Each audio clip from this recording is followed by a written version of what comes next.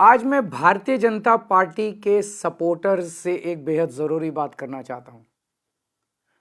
कुछ दिन पहले एक बीजेपी का कट्टर समर्थक मिला, बड़ी हल्की सी गंदी सी स्माइल देके बोला, अरविंद जी अगर आप हार गए तो क्या होगा। मैंने भी मुस्कुराते हुए पूछा, मैंने कहा भाई मेरी छोड़ो, ये बताओ कि अगर मैं हार गया तो तुम्हारा क्या होगा। वो एकदम सकपका गया, बोला मतलब। मैंने कहा भाई ये बताओ तुम्हारे बच्चे कहाँ पढ़ते हैं। बोला सरकारी स्कूल में। मैंने पूछा अब सरकारी स्कूल कैसे हैं। बोला स्कूल तो बहुत अच्छे हो गए, टीचर भी बहुत बढ़िया पढ़ाते हैं, रिजल्ट भी बहुत अच्छे आ रहे हैं। तो मैंने पूछा ये बताओ कि बीजेपी की कितनी राज्यों में सरकार है। बोला 20 राज्यों में। मैंने पूछा किस राज्य में अच्छे स्कूल हैं, तो बोला कहीं नहीं। मैंने कहा फिर ये बताओ अगर मैं हार गया तो तेरे बच्चों का क्या होगा। दिल्ली के सरकारी स्कूल फिर से कबाड़ा हो जाएंगे। बोला हाँ ये बात तो है। मैंने पूछा बिजली आती है 24 घंटे। बोला हाँ आती है। मैंने पूछा बीजेपी के किस राज्य में 24 घंटे बिजली आती है। थोड़ा सा सोच के बोला कहीं नहीं।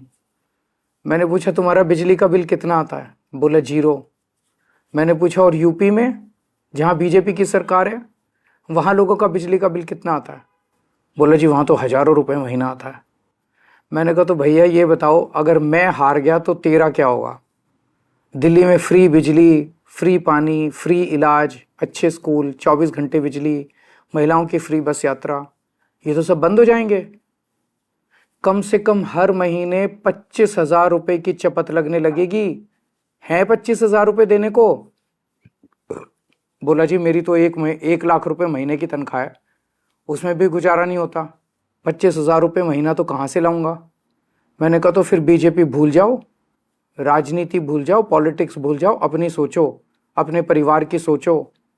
ये सोचो कि अगर केजरीवाल हार गया तो तुम्हारा क्या होगा। वो संतुष्ट हो गया, बोला सर मैं इस चुनाव में तो आपको वोट दे दूंगा पर मैं बीजेपी नहीं छोड़ूंगा। मैंने भी मुस्कुरा के कहा भाई जैसी तेरी मर्जी।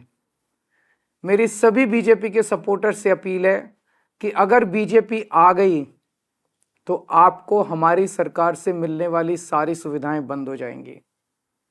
मोटे मोटे तौर पे 25,000 रुपए हर महीने की चपत लगने लगेगी। हैं इतने पैसे, भुगत लोगे? नहीं ना। तो फिर मैं आपका भाई होने के नाते आपको सलाह दे रहा हूं, झाड़ू पे वोट दो। आप चाहे अपनी पार्टी मत छोड़ो, लेकिन इस चुनाव में झाड़ू पे वोट दे दो। इसी में आपका और आपके परिवार का फायदा है।